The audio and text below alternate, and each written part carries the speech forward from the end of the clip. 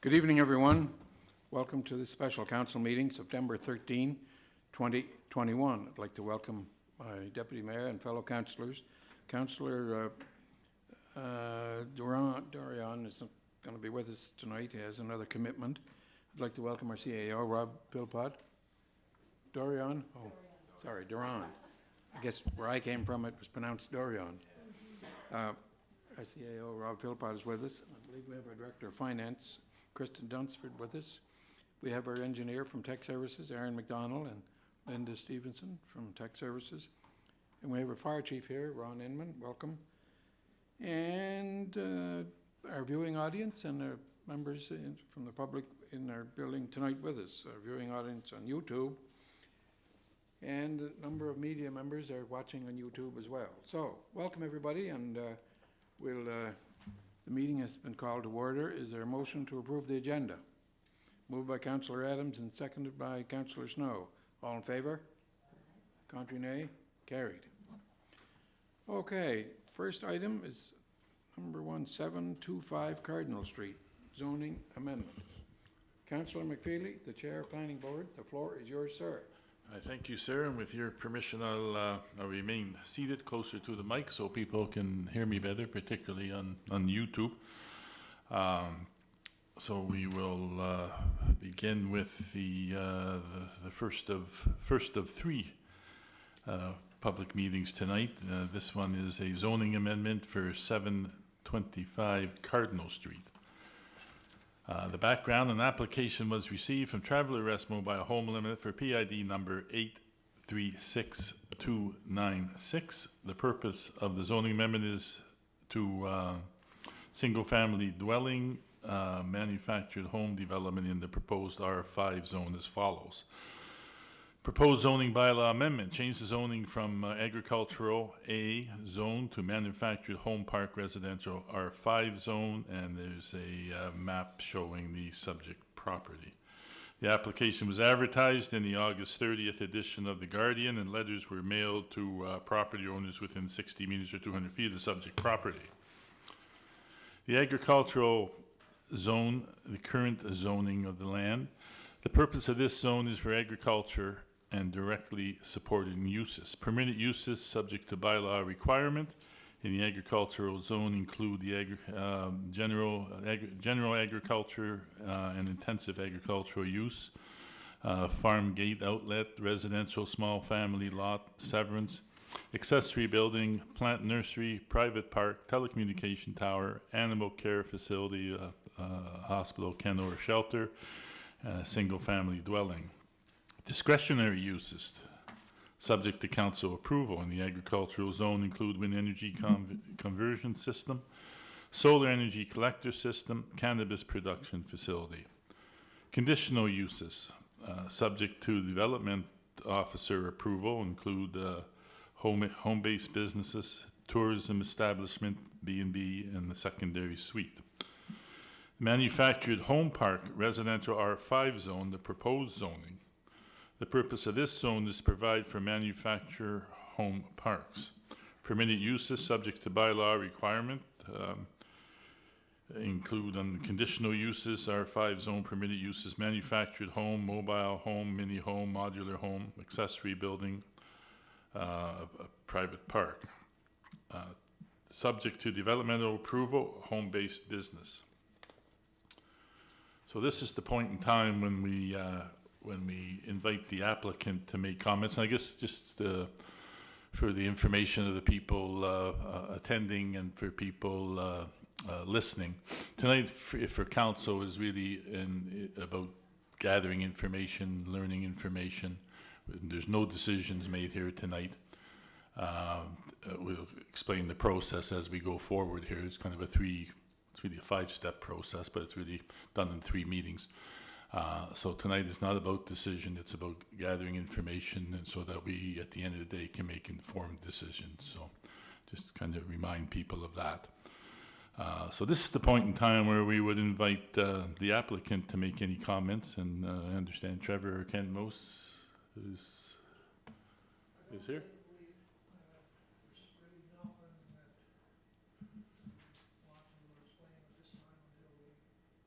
See what should come to the microphone here, so it can be And recorded. we would ask if anybody that comes to the mic to just state their name and their address, and so we have it for the Yes. public record. I'm Ken Mose, Travelers Rest Mini Homes. And we were formerly developed Woodbridge Place, and now we want to develop this area shown there into a mini home, manufactured home subdivision type of thing. Our intent will be to sell the land in the homes as a package. And there's a strong demand for affordable housing, so that's what's driving us in this direction. And other than that, if anyone has any questions at any time, please feel free to ask us. Okay, thank you very much, Mr. Mose. Any questions there, Council? Yeah, Ken, just so we're clear on, because we're gonna have to have information, and then, you know, so you're planning, did you say you're planning to sell the property back there with the home included? That's correct. So you're gonna subdivide it, is what you're Yes. thinking? And then, okay, just so it's not gonna be like a mini home park like you have now? That's They're gonna correct. own this property? Yeah. Okay. For various reasons. A lot of our clientele in the past wanted really to own the land that their home is on. Great.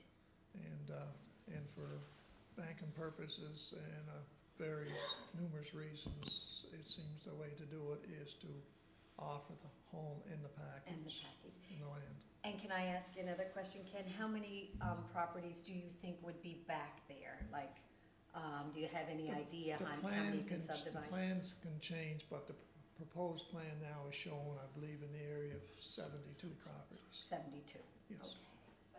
76 on the map. 75, somewhere between Yeah. 70 and 80. I better look closer than that. That's okay. No, that's all right. Any Thanks so other- much, Ken. That's all the questions I have. Now, I don't- Councillor McDougall. Thanks. Hi, Ken. So I guess my question was along the same line as Councillor Ramsey's about the ownership. But so how does the water and sewer work for that? Would that be a rental now, or the water and sewer? Yes. How would that work for Person.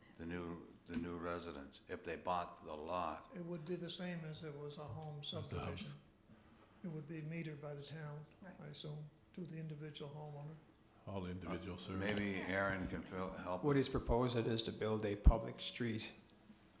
They could be, they're gonna be, in this case, he's proposing to put the modular home or mini home on them versus the other people that are building subdivisions and Right. putting single-family homes or semi-detached. So that will be a public street. Water and sewer will be in the street. and Right. They will be individual customers of the utility. Okay, all right. Yes, that's correct.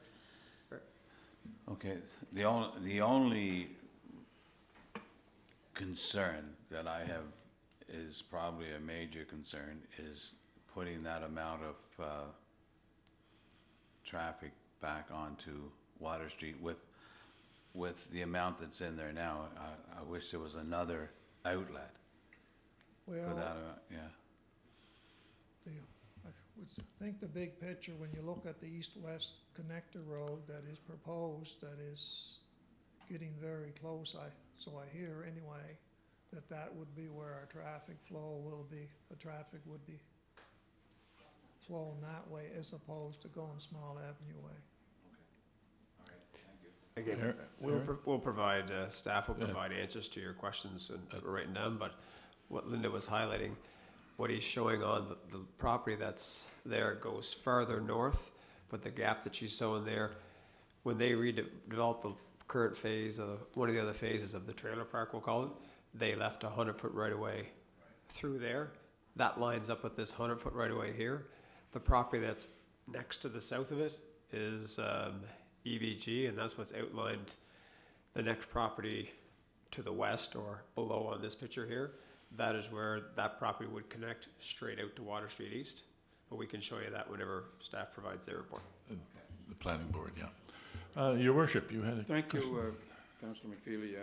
I know we had discussion here in the last few weeks about the streets coming onto Water Street East, and it was difficult to get out of Bay Avenue and others along there. But this would justify probably a set of traffic lights at that intersection now. Yes. would more justify, or whatever word I'm looking for here, but with 72 or 76 or whatever it is there, coming there, with the set of traffic lights, that would look after that additional traffic problem with people trying to get in and out. And these are modular homes with foundations? No, these are be surface mount homes, the same as, really set up basically the same as we're doing in Woodridge. The only exception is that we'll be selling them the land in the home package. Thank you. Thank you. Any other questions for Mr. Moose? Seeing none? Can I ask just one question? Sure. If you can, when did you think you wanted to get started on this project? Like, is that, if it was approved, I know the approval is it 1 year that we are able to, like? We were off the hope that we could get a start on it late this fall so that we could get it accomplished next season. Right. Yeah. Great. Thanks, Ken, for coming Great. in. Thank you very much. Appreciate it. Thank you.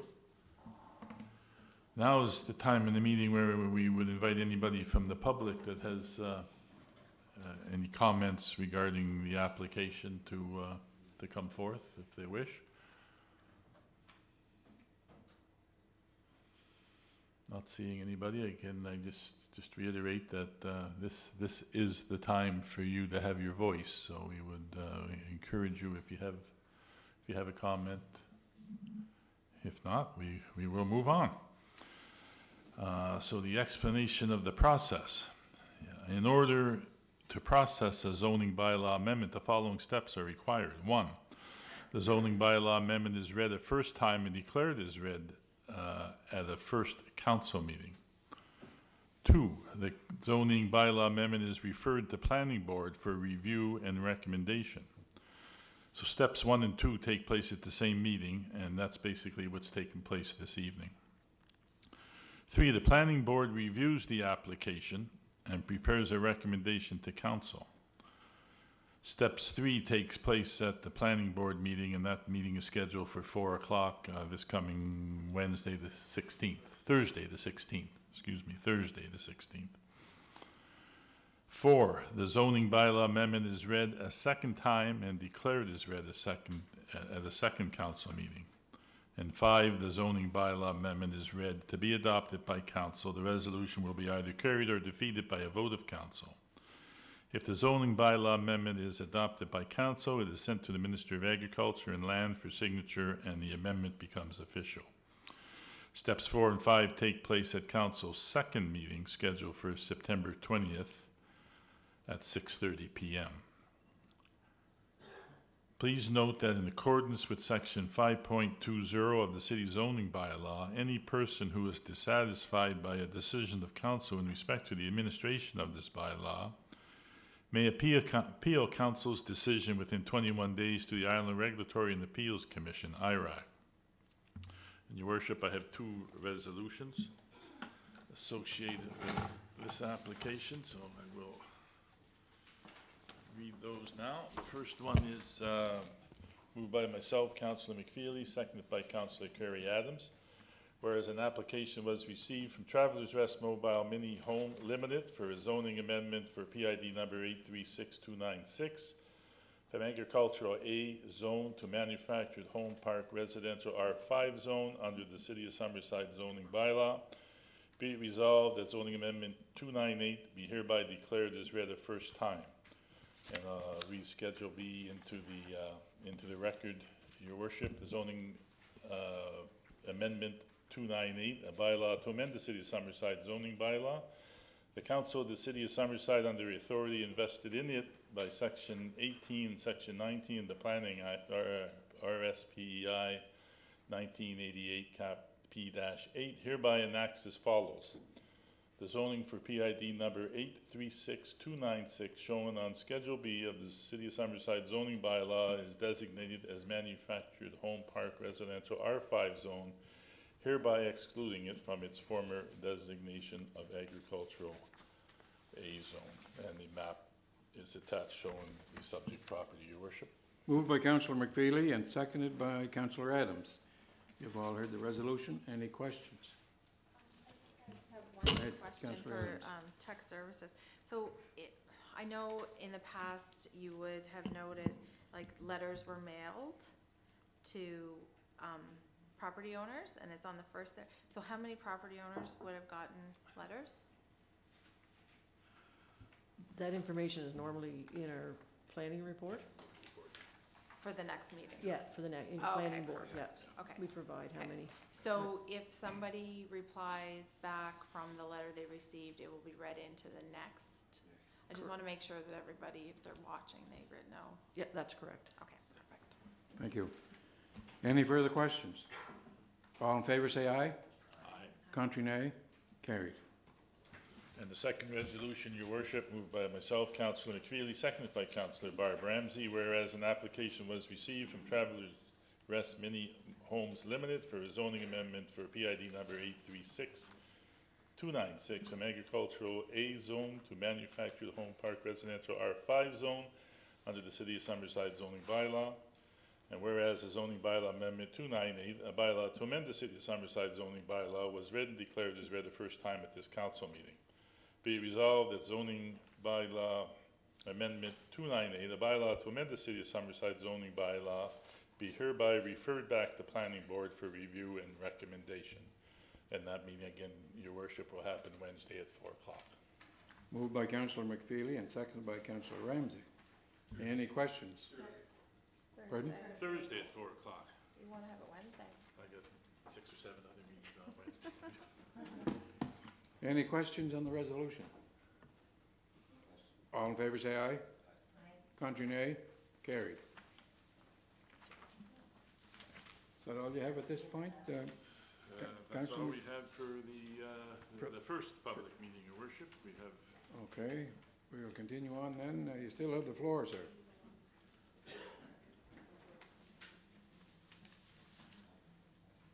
So is everybody clear in Yeah. regards to the next meeting of this, when we meet again after Yeah. the meeting we just discussed? Go ahead, Brian. Or- Yeah, just to reiterate that, Thursday, 4 o'clock, the 16th, and then the council meeting that would deal with the recommendation that comes out of the Thursday meeting would be the 20th at 6:30. So just so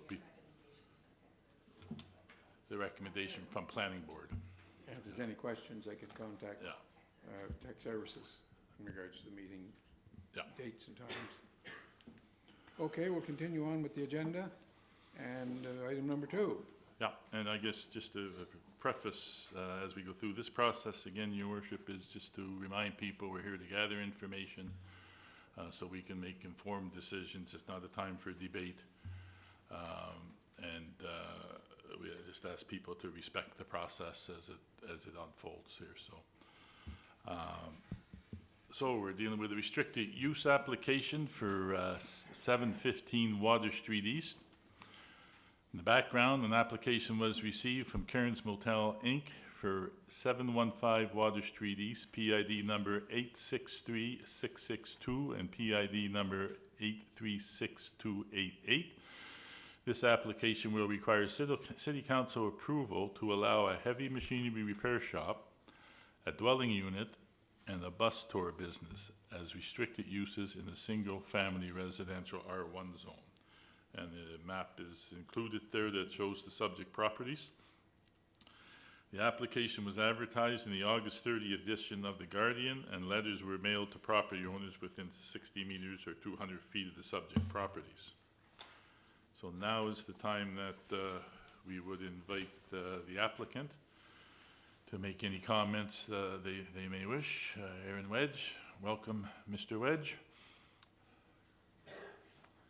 And again, we would ask you just to read into the record your name and address so we have it. Yes, yeah. My name is Aaron Wedge. I live at 719 Water Street East, right next door to the subject property. We are basically operating a pretty basic mechanical service business, a downsized bus business since COVID, unfortunately. And as well, we also own the adjacent property, the Karen's Motel. We've been there for 25 years, and basically we do love our property. We own 8 acres approximately in that whole parcel, and since COVID, we kind of had to change gears in order to survive. So we formed a diesel mechanic repair shop. We do basically anything from MVIs right straight through to engine rebuilds. My son is actually our Red Seal mechanic, and he's kind of at the helm of that business. I do a lot of the invoicing and kind of the day-to-day, but as for the mechanical repairs, I'm not really involved at that end of it. So, anyone have any questions? Any questions? Again, just we are here to gather information, so. Seeing no lights, That doesn't mean you can't ask Aaron questions down there as we get through this. I mean, I'm just gonna. we would never stifle you. Okay. Thank you. Okay. I know that, that's why. Okay, thank you, Aaron. Now's the time that we would invite any members from the public to make comment. And again, I remind you that we're not here to make decisions tonight. We're here to gather information, and also remind you that this is your opportunity to comment. That's why the public meeting is held, so we can hear from the public. And so if you have something to say about the application, now is your opportunity, and we would certainly encourage you to take advantage of that opportunity. And again, please your name and address. I'm Troy Campbell. I live at 728 Flamingo Drive, basically neighboring the 863662 property. I guess my concern is the basic diesel mechanic operation that's set up. As a local resident, I enlisted the help of Councillor Adams this summer to investigate a safety issue. I first contacted Aaron on June 20th regarding some derelict buses in the yard and what have you, and received no response. And then future to that, there's children playing on the bus and what have you. Guess my concern is a basic diesel mechanic shop that shows from a Google Earth view of 20 plus large buses, trucks, oil tankers, what have you, functioning in what I understand is a R1 zone. I'm just curious, is there any current approvals that allow for commercial operations in an R1 zone? And just my concern going forward is, what do we face with the expansion of his business and the 6 months it took for Councillor Adams to work with us to get a resolution to get things mostly cleaned up? Okay, so tonight, again, I just remind people it's to gather information. Staff are taking notes. The questions will be dealt with at the planning board meeting on Thursday, the 16th. So staff are noting those kinds of questions, and then there will be a response from staff to those questions at planning board, and planning board will have the opportunity to discuss those responses at that point in time. Just for clarity on the process. Perfect. Just a question to you, if I could, Mr. Chairman. Certainly. You had mentioned about the buses parked there. Have some of them been moved, removed? Some of them have. There's still one remaining shipping container, but most of them have been removed. Has there been any fencing or hedges or trees or anything along there? I haven't Nothing been that I there can see. for a while. And the Cairns Motel has been there, did you say 25 years since you had it? Now, what was the zoning for the Cairns Motel? Commercial. It is commercial? The parcel that's adjacent to me is zoned agriculture, I do believe. And the subject property to rezoning to restricted use is residential that the bus tour is operating out of, as well as the diesel shop. Okay. What's your street, sorry, just my last question. Flamingo Drive. Yeah, I know, but. Can you show us, Linda, on the map where Troy lives? Is that possible? Yeah, 728. Right there. Just Okay. so we have an idea. Right. Thank you. Okay. Any other questions, comments, Troy? Nope, that's it. Great, thank you. Thank you. And again, we'll deal with the responses on the 16th. Could I just ask one more question through you, Mr. Chairman? Certainly. I'm just wondering what will have to be done there to meet your satisfaction? Safety would be number one, and cleanliness of the site would be number two. Karen's Motel, and I've been there, Aaron's been there for 25 years, and I've been there for 25 years as well. No, sorry, 21 years. We've cohabitated or coexisted without any issues. So just as of this year, the vehicles kind of just basically derelict vehicles ruin the streetscape more so. And then also when you look out and you see children running across the top of the buses, was a little unnerving as well. Thank you. Thanks, Troy. Okay, any other comments? Again, just to remind you, this is your opportunity.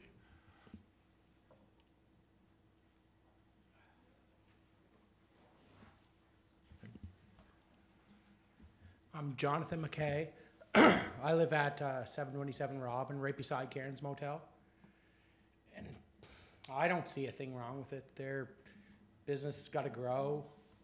They've been phenomenal neighbors to us. Like, you don't even hear their motel. There's never anything. They paved the parking lot for no reason. They move the snow in the winter when they're not open. The field in back, where the old buses have been parked, the buses are on the far side of it, over where Benny Cairns had all his old farm equipment and stuff. They cut the friggin' field. Like, you know, the grass back there should be knee deep, and they should get a hay mower in once a summer to cut it. They cut it every week. I don't know. They're not hurting anything. So, I don't know. That's, I run a small business, and, you know, someone's always throwing something at you, but I don't know, they haven't been hurting us any, and we're as close as possible. If you ask them to do something for you, they'd be right there, and I don't know. Their shop, you never hear an air gun going, you never hear a chainsaw or anything running out back. Like, it's pretty well kept. Like, cut right up to our building. Like, I don't know. Row of trees or something. I don't know. You could plant a row of trees. 20 years from now, you'd have shelter, I guess. But Which it's one is pretty yours? good. They got a big field. Which house is yours? I was just wondering, what's your number, Jonathan? We're Robin Street, the last one on the right. 727. 727, yeah. Like, you know, you walk through the trees and you're in their parking lot, and I don't know, you can have an Atlanticade or something where you're bringing all these bikes in and trucks and cars, and you don't even hear a peep from that. Like, I don't know. Business has got to go on. Like, you rezone it and charge them some tax. Like, you know, that's what keeps Summerside rolling. So, I don't know. Anyways. Okay, thank you for your comments. Thank you. Any other comments? I never even knew they had the shop there, and I lived there 19 years. Please come to the mic and state your name and address, and please. Megan McKay, 727 Robin Street. Okay. Oh, sorry. I lived there 19 years, and like I've never heard anything. Like, they let us play in the field when we were younger, like building snowmen or whatever, but it's always been well kept. Like, we never seen anything, and you'd think living next to a hotel could be like rowdy or anything, and it's never. And I didn't even know they had a shop till my dad told me, like, we're coming here. Like, I've never heard anything. Great. Thank you. Okay. Thank you. Thanks for coming forward.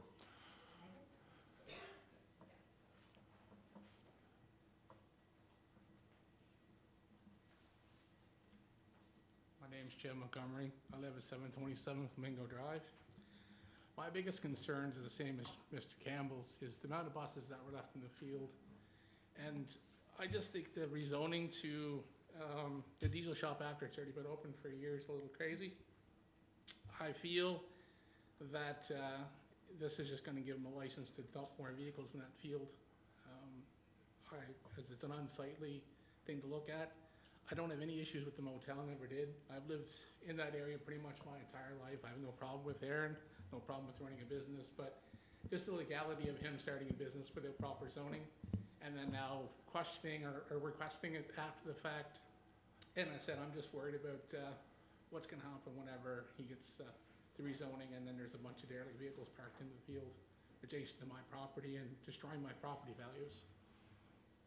Because when the questions were raised to Councilwoman Carrie Adams regarding it, someone from the city said there was a line of trees blocking the view of the buses. So it clearly states a note in the council, ever went down Flamingo Drive to investigate the issue. So is going forward, I just figure this is gonna cause more hassle towards us. So, And Jim, can you show us where Jim's located there? Jim Montgomery, I live at 727, right next door to Troy Campbell Here it is. on Flamingo. Or 730, sorry, on, Yep. Your parents are 727. yeah, that's right. You're 727. Yeah, 730. I lived at 727 for so long, Yeah. I confused the two addresses. I was trying to keep it straight. there. Exactly, sorry about that. Okay, So that's my concern, is just the fact that if it's rezoned, then it's gonna give them a free license to dump more vehicles in that field. It's unsightly, unsafe, not just children, but for wildlife to make homes in and more bugs, so that's my biggest concern. So, is it okay if I ask a question, Brian? So I guess I'll ask the same question as the mayor asked Troy. What would you like to see happen there just in not order the- for that business to? Just not to be, the field to be allowed to be a dumping ground for derelict vehicles, buses, whatever else. I mean, the shop is, like I said, the shop is causing me any issues. It's the rezoning of the property to allow potential issues to arise from it. And like I said, if they start parking other vehicles out back because they have no room in their current parking lot for them, if they're waiting for customers to pay bills, they bring a vehicle in the strip for parts and it's thrown in that field, how long before it's removed? That's my concern. My property values are affected by that, because you look down the street, you can see it. There's nothing hiding it, there's nothing covering it. So Jim, if I could just say that, so you just don't want, you don't have problem with the business happening? No, You have not at all. problem with it being a dumping ground in Exactly. behind where you? Exactly. Okay. I got nothing wrong with him having the business, and like I said, just the way it went about's a little wrong in my opinion. He should have requested rezoning first. But like I said, it was, Troy had stated too, there was quite a bit of time in requesting stuff to be done for everything to be even looked into. So is that gonna become habit? In other words, if down the road this gets passed, they start dumping vehicles back there. I'm not saying that's their goal, but if it becomes a thing, then it's gonna be us calling Carrie or whoever the counselor is in the area at the time and raising concerns and complaints and waiting for some action to be taken. That's not what I want for my community. I don't think anyone else does. I'm not begrudging him having the shop, running a successful business. The motel has been there forever, and I don't have a complaint with it. Don't have a complaint with it at all. Or the diesel shop, none at Right. all. I mean, Okay. good on them for starting another business and making money. I got no problem with that. But it's the potential hazards and downfalls down the road is my biggest concern. Okay, Okay, so we have Councillor McDougall and thank you, Councillor Jim, Snow. thank you. Thank you, Councillor. Thank you. Aaron, question to you. The land that is marked off there Aaron, is. our Aaron or Aaron? Which Aaron, Aaron? yeah, the Aaron, the actual property that is highlighted there, Yes, is that, that is the proposed area for it's usage. proposed? Yes. Where is, can you show me where the shops are on that? Is Right that there, the yeah. bus depot Yeah. and the, And and the other, yeah, the other back is just a Quonset building. right. So does it have to be that big? Actually, we Or- actually stepped it off. We're only 100 feet from the back of that Quonset building, Mhm. which is a gravelled area, which I gravelled. Okay, So we kind of defined the area. yeah. Okay, And the other thing, I guess, to Linda, is this is proposed as a restricted use. So if they decide to move their business somewhere else down the road, if this is granted, and in a year's time they grow and they want to go somewhere else, this reverts back to R1? That's correct, yeah. Okay, all right. Can I just make one comment? Sure. So the field that Troy and Mr. Montgomery are worried about, I mean, there's no one in this room that would have a greater loss than myself. My motel property is that's my main business. I would never want to just start dumping trash in my property. I mean, my tourists are using that property. We keep that property very well manicured. And yes, last year we had a major crisis with COVID, and we did not even open. So I did have a problem with some buses, and we did throw some back there because they were about to be scrapped. There were several parts on those buses that need to be removed before they could go be sold as scrap, because the value of bus parts are exponential. So I had no intentions on leaving those buses there for any amount of time, and I would never use that as a dumping ground. I mean, it's a beautiful piece of property. It's just not my nature. I wouldn't do that.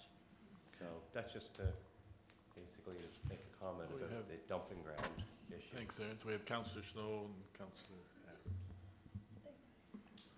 And Councilor McDougall pretty much asked my question. It was around the restricted use. But that being said, as council or as a city, we can put some stipulations in there so that things don't become a dumping ground. Not that I think it would, Aaron. I take you at your word that that's not in your nature, and I agree with you. Your properties, if they look great. So, yeah. So if it is to be approved under the restricted use, not only would it revert back if the business ever stopped or they moved or sold, but we could also put in certain stipulations to make sure that future problems like Troy and Mr. Montgomery are referring to, right? Yeah. Correct. Okay, thank you. Yeah, if the land ever, yeah, exactly. Yeah, it reverts back, yeah. Thank you. Councillor Adams. Thank you. That sold one, I'm not sure if they were to sell it, sorry, No, go Mr. ahead. Chairman, No, but that was my question. If it revert back, if they moved, but if they were to sell it, the buyer have to come to us, or does? We'll dig out the wording and have it to you. We'll dig out the wording to that and have it in the report for you. Sort of planning Say board. it again? We will dig out the exact wording in the bylaw and put it in the report. Oh, okay, thank you. So, Sorry. okay, I just wanted to make sure. So, Aaron, the blue part, and you said you have about 100 feet behind the, yes, and I couldn't remember the word for it. So is there room there to store, when you get things moved now that COVID, knock on wood, is allowing you to move some salvage stuff out? Is there room back there to put what you need to put so that it's not in the view of the people of Flamingo? That's kind of the idea, is not, we stepped. Do you want to take the microphone there, sorry? Just so it's all recorded. We actually stepped it off, Linda and myself, and just basically, I gravelled the area of what we use. Okay. And that's actually quite a distance from Mr. Campbell and Mr. Montgomery's property. Okay. Yeah. Yeah, okay, so I'm just thinking, like, you had mentioned that things sort of started piling up because of COVID and not being able to Right. salvage things out as Right. quickly as usual. So in normal times, Yep. is that enough room for you to The store? blue space? Yes. Oh, I believe so, Okay, yes. okay. Yes. Okay, I just want to make sure, thank you. Is it your worship? Yes. Deputy Mayor. Aaron, I just had a couple of questions too. Councillor Carey had just asked what I was wondering as well. When you say that you would never use that property as a dumping ground and clarified that. I guess what I'm wondering when you say that it's really manicured, because people have said that they're concerned about their property values or Yes. whatever. So I would think if it was like that, it would also impact your Oh, absolutely. motel business and property value. The only other question that I had was I picked up some comments about children playing on the buses and things like that. Was that something that you'd like to speak to? Well, that did become an issue, which I actually did go back and speak to the children, and they basically disappeared. I mean, it did take some encouragement, you know, and my nature is to make friends with everybody, so I did kind of make friends with them and gave them a few chances and did ask them not to be around the property. Then we did remove the buses right after that. It certainly was an issue.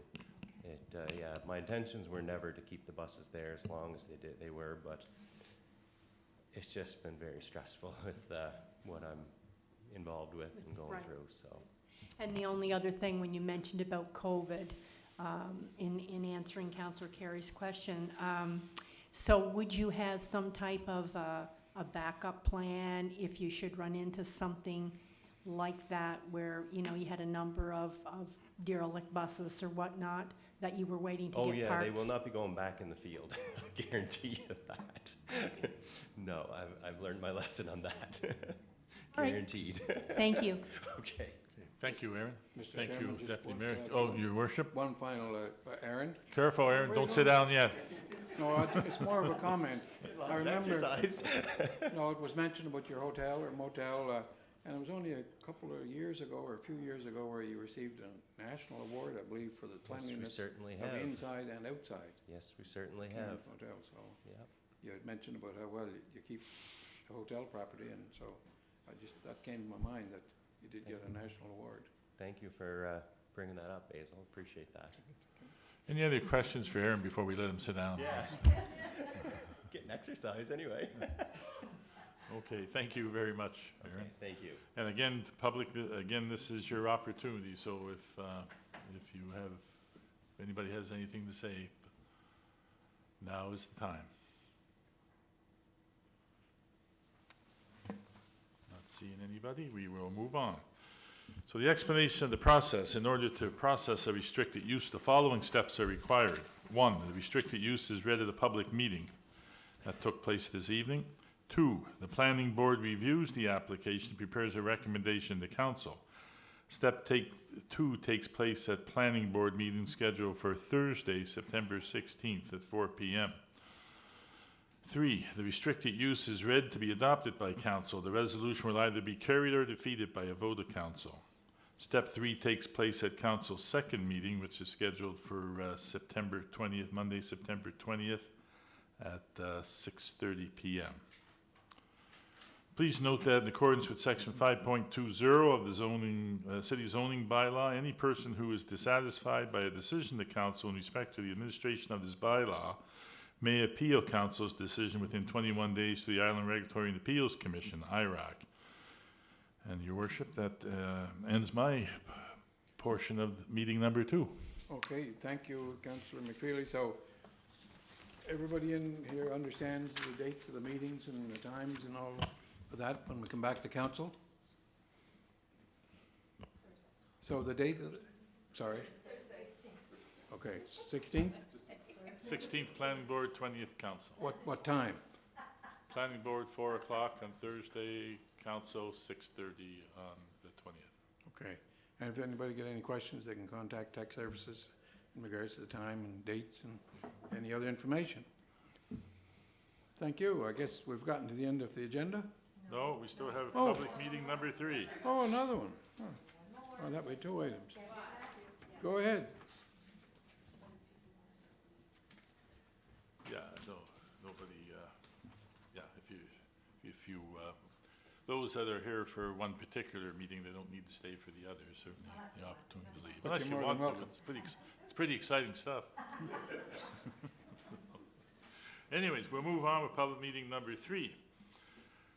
It's restricted use application for 269 All-Weather Highway.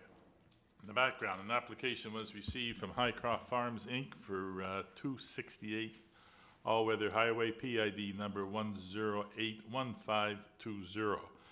This application will require city council approval to allow a retail store as a restricted use in the agricultural zone.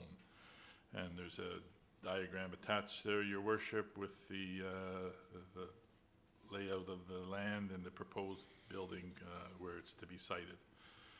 The application was advertised in the August 30th edition of The Guardian, and letters were mailed to property owners within 60 meters or 200 feet of the subject property. So now is the time where we would invite the applicant, Matthew Compton, to come forward if he has any comments. Matt? And again, get you to state your name and address just so we have it in the public record. No problem. Good evening. My name is Matthew Compton. I am the owner of Highcroft Farms, or as you guys would be more known to as Compton's Vegetable Stand. Compton's Vegetable Stand was founded by my grandfather, Edmund Compton, in 1957.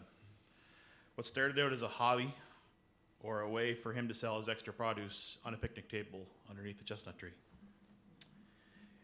In the late 1960s, what we know now as Compton's Vegetable Stand was constructed. While the farm then, until 1994, the main source of income was a dairy farm. The vegetable stand was a way for my grandmother then, Lillian, and my mother, Sheila, as everyone knows too, was a way for them to be able to stay on to the farm.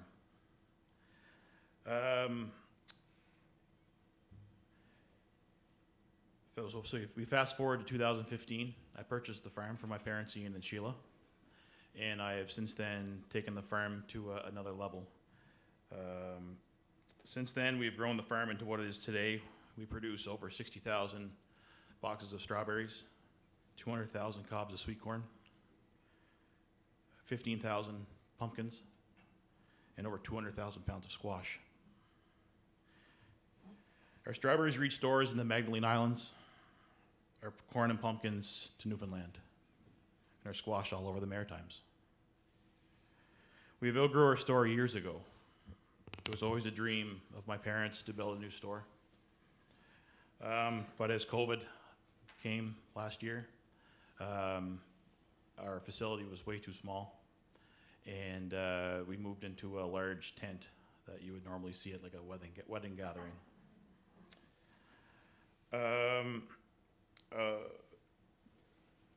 And I'll be completely honest. A temporary solution that really proved that we needed a new store. In 2019, my girlfriend, Katerina,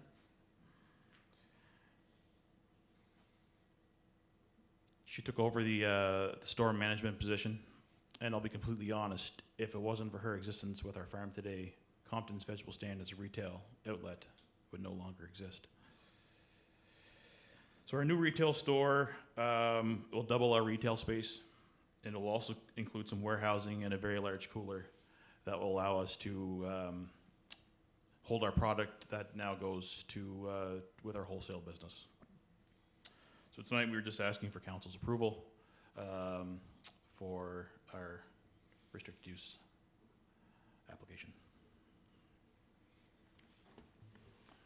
Great, thank you, Matt, and thank you for the presentation, and it's great to see the diagrams there and stuff. It helps us with the decision-making, certainly, and thank you for the confidence in the Summerside economy to grow your entity in the city, so we appreciate that. So, comments, Councillor Ramsey. Of course, I have some. Matthew, thank you for doing business in Summerside, and to your girlfriend, you call her Katerina, for building that business the way it is, and to your family before you, who have worked so hard over the years. And it's just nice to see this expansion in your heart, and hopefully we can make this happen for you.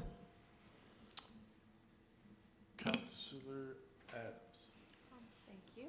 I just have a quick question. But how many, I know I always see the sign up for like strawberry pickers and so on, but how many summer jobs or like year-round jobs would? Well, if we want to go back to 2020, last year,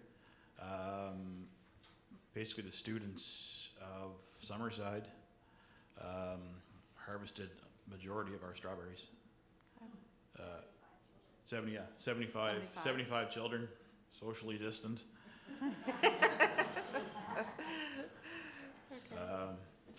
You know, and I think, you know, the reason that we had, you know, every year is a different ballgame with our students that we have. But last year, I think, you know, we were so fortunate to have such a complement of students come and help us. But I think it was really because of COVID and the fact that they haven't been in school and hadn't seen their friends and had some kind of normality to their world, I think really brought them out, you know. So some days was more of a social gathering. Some days was a great turnout and great production. But you know, between students is about 75 in the summer, and then we have 6 full-time. We have 6 full-time employees at our store that manage our store, and then we have workers that help us with the rest of our crop. Awesome. It's Thanks, good that's that you interesting. recognize the need for, you know, the kids and their social part of the job as well, so. Yeah, we've had many students that come back to us. You know, we've started strawberries in, I think, 2005. And if we want to compare numbers, when we would have first started our strawberries, we were approximately 3 acres, and now next year will be around 20 acres of strawberries, which will make us, we are about the largest strawberry grower in Prince Edward Island. Wow. So, Great. Congratulations. Thank you for that. You're welcome, thank you. Councillor McDougall and Councillor you. Snow. Thank you, Councilor McCreely. Matt, Trina, I dropped in to see them today. They were knee-deep in corn, and no, it was, I had a conversation with them just on the proposed plans. Can you give me again the size of the building that will, and approximate where that will be on that? yeah, lot? so the fortunate situation of this, if there is an unfortunate situation, is that our existing market store will no longer exist. Right. You know, that building is the way my grandfather built it way back in the day. There's Yeah. a lot of heritage and a lot of love and feeling in that building. Yeah, So that will be no longer there. I can't see myself tearing it down. I'll move it somewhere just move it. on the farm. And so it's going to go slightly ahead of that, and slightly over towards. If anyone has driven by the farm in the last 2 months, you've noticed we've already cleared the trees Right. towards the east of the property next to our neighbor, and we made sure that we kept a nice tree hedge along for our neighbor to protect them and to be very considerate of our neighbor. So we've cleared the trees away now, and the building will go slightly to the east and then towards the north of the property. Okay, great. No, thanks. It's been a business there, as you said, for quite a while, and third generation, is it? So- I'm the fourth generation of the generation. farm. I'd be the third generation in the vegetable business of the Right, farm. okay. No, very excited for you, and I'm, Thank you. good luck. Sorry, Councillor Oh, Snow. there it is. I just want to congratulate both of you. Hearing you talk about your farm and the obvious passion you have is amazing, and it's a great story having a family farm continue to grow, and so just thank you for doing business here in Summerside, and I can't wait to go get some corn and other Thank good treats from you. So that's awesome. Thanks. Just, Your worship. Oh, sorry. No, I guess a couple of the questions I think have been answered.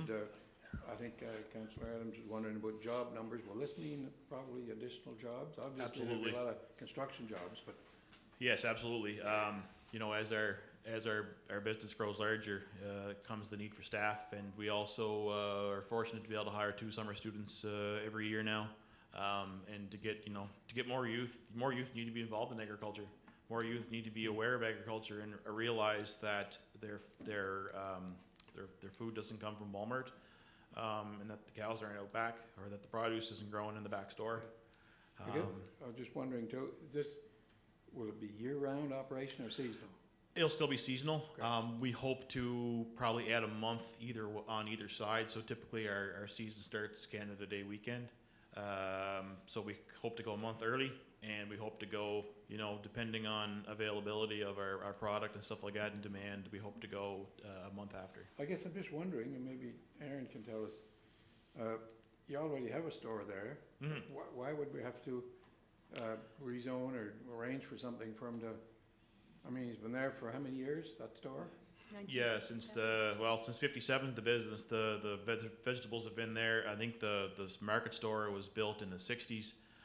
This is just basically a way of, you know, when we have our store, to not have any hurdles to be able to sell what we need to ourselves, because it's going to be a bigger business. We're going to have more farm product. We just want to make sure that we're zoned properly and We appreciate that, but I'm just wondering if it's if it wouldn't have been grandfathered in some way, shape, or form since you have, but anyway, we're going through the process and we appreciate you, that. But you had mentioned the third or fourth generation. I guess if you look around the halls here, Mayor Compton, probably another 3 or 4 generations back. Yes. And I believe there's a street be named after your great-great-grandfather. There could be, yes. Yeah, well, there's Compton Avenue, so I think it's the same. And actually, my great uncle was actually Leonard Compton, and he was actually the mayor recently of Kenora. Good. Yeah, in the last, which would be my grandfather's brother, was the mayor of Kenora in probably about 5 or 6 years ago. Good. Anyway, it's we're really pleased to have the business within the city, and it's kind of like the one we had before. Only the Cairns Motel has been located there for a long time, and there's other business. So you'd wonder about the grandfathering, but you're going through the process here. So yeah, we want to make sure that our I's are dotted and T's are crossed, and you know it's a blessing to be able to be a farm in the city, as much as it brings its challenges, certainly. You know, but it's we're here and we want to be here for many years to come. And you're close to the windmills there. Did we get My land borders all around the windmills. Yes. I thank you, Mr. Chairman. I thank you, Mr. Compton. And the deputy mayor. Matthew and Katerina, just want to thank you for wanting to do what you do within Summerside, and the history, the 1957 history really adds a lot to it. And I think more and more we're finding and realizing the importance of farm produce, those kinds of things that people are really looking for. They want to know where it's coming from. And I think since we've gone through COVID and still trying to come out of it, we realize the importance of that type of a product for people. So thank you for doing and wanting to continue to do that business. And I really hope, because of the history and through your grandparents and parents, that you will find a use for the farm market store, because I think that would really add some nostalgia. Yeah, for sure. Thank you. Thank you. That's all I have, Mr. Chairman. Okay, no other questions for Matt? Okay, thank you, Matt, very much. Now is the time that we invite comments from the public. If there are any comments from the public, we would again reiterate that this is your opportunity.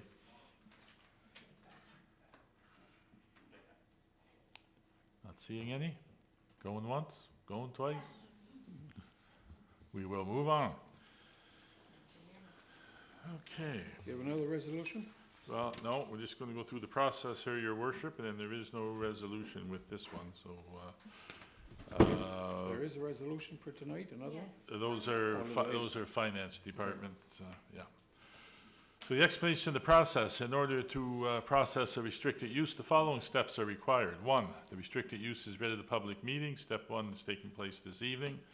2, Planning Board reviews the application and prepares a recommendation to Council. Step 2 takes place at the Planning Board meeting scheduled for Thursday, September 16th at 4 p.m. 3, the restricted use is read to be adopted by Council. The resolution will either be carried or defeated by a vote of Council. Step 3 takes place at Council's second meeting scheduled for September 20th at 6:30 p.m. And I guess I should reiterate that both those Planning Board and Council meetings are open to the public. Please note that in accordance with Section 5.20 of the City Zoning Bylaw, any person who is dissatisfied by a decision of Council with respect to the administration of this bylaw may appeal Council's decision within 21 days to the Island Regulatory and Appeals Commission, IRAC. And your worship, that concludes my portion of the meeting, and the resolutions are financed. Okay, just a final comment on that. If this is approved, and we have to wait till it goes through a process, but are you looking at construction this fall or the spring? Yes, no, we are looking, we have things lined up to start this fall. So for us to be open for next year in time. Thank you. Okay, Deputy Mayor, you have a finance resolution? I do, Your Worship. Thank you. Mover and a seconder, or do you have a comment first? I do have a mover and a seconder. Okay. I'm just trying to find the notes that I just lost. Thank you, ladies and gentlemen. Thanks, folks. Thanks for coming in, everybody. See ya.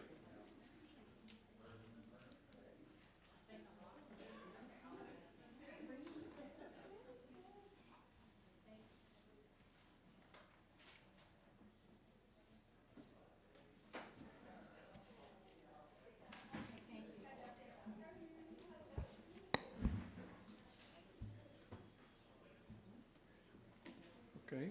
Okay, thank you, Your Worship, and members of council. This resolution, I'll just give you to read into the minutes. On July 28th, a council resolution was passed to authorize long-term borrowing in the amount of $12,410,900 as follows. There was $9,582,900 in new borrowing, plus $2,828,000 to refinance matured loans. This long-term borrowing is a normal course of business whereby we borrow for certain capital expenditures that we are working on now in this budget year, and we borrow for, that were incurred during the previous fiscal year. In this case, we are borrowing for capital expenditures that occurred during 2020-21 fiscal year. And the city recently went to request for proposals, and the resolution tonight is to award this borrowing to Toronto or TD Canada Trust. And that recap information comes from Director Kristen Dunsford for the Financial Services Department. And also, just for council, just as a reminder, this is something that we've discussed at length a number of times in our various council meetings. So tonight is the formal process. So I will read, I guess, number 157 first, the amounts breakdown. And I apologize, this is like a planning board in a sense where I do have to give what each amount is, loan amount, and the method of repayment, the term, that type of thing for the minutes so that we have a record. So resolution COS 21-157, whereas the city, or moved by Councillor Norma McColman and seconded by Councillor Brian McFeely, whereas the city of Summerside borrow from financial institutions to finance the cost of a portion of its capital expenditures from the previous fiscal year and or refinance existing loans that have come due. Be it resolved that council authorizes long-term borrowing in the amount of $12,410,900 for 2020-2021 capital expenditures and refinancing of existing loans that matured as follows. The first loan amount is for $1,260,600, which would be the 2020-21 capital expenditures, the Summerside Core Project. It's the term of loan is a demand loan, 20-year amortization of the loan. The estimated rate is 1.60. And the method of repayment will be interest only until September 30th, 21, and then beginning in October 2021, equal blended monthly payments included principal and interest.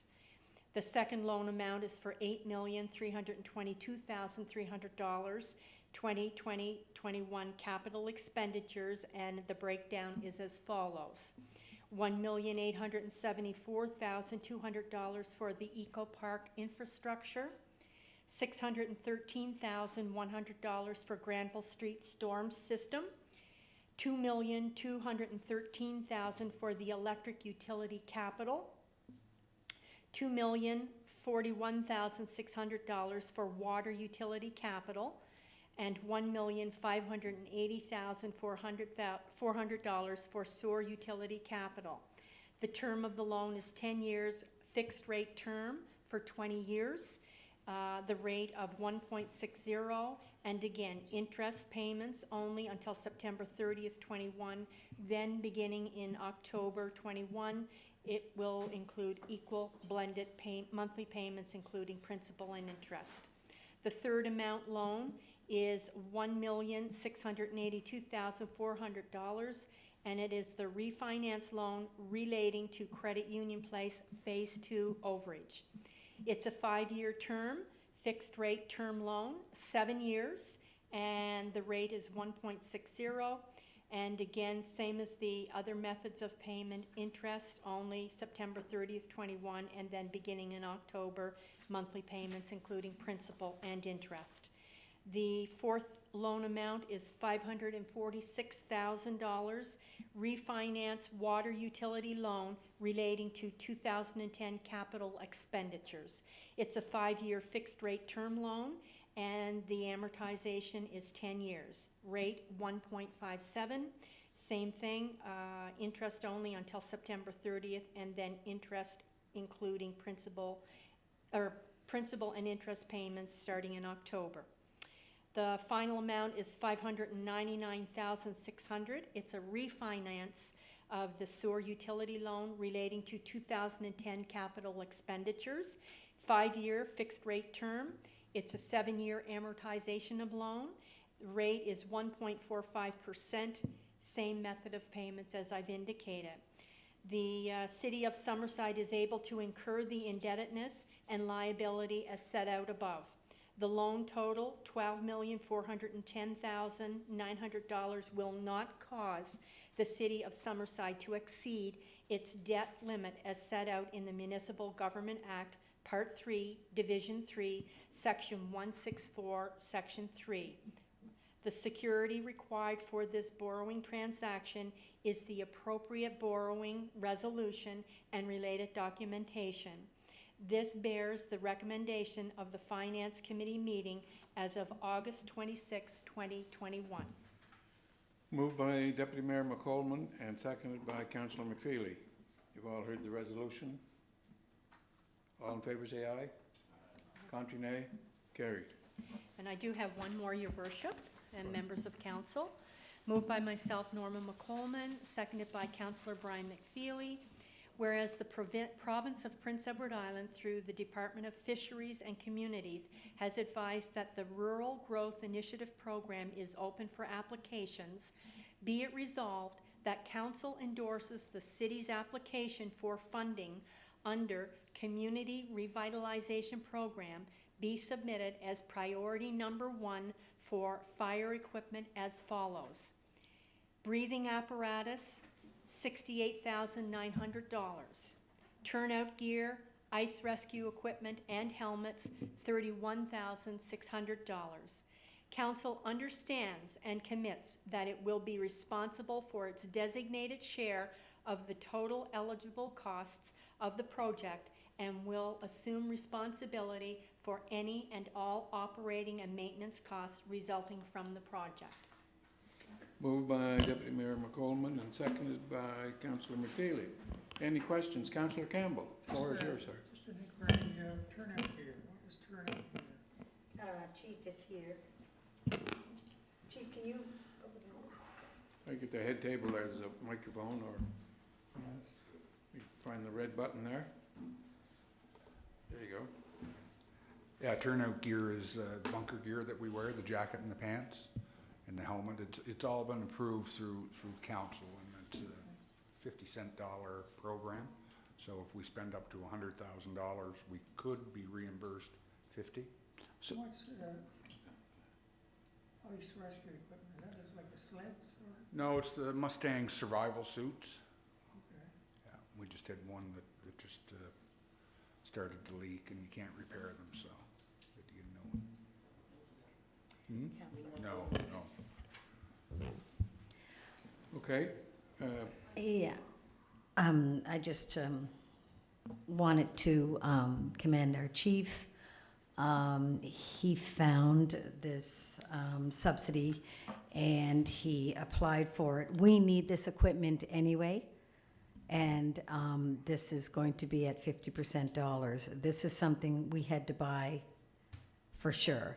So I just want to commend the chief on his research and his work on getting this money, hopefully for us. Hopefully this happens.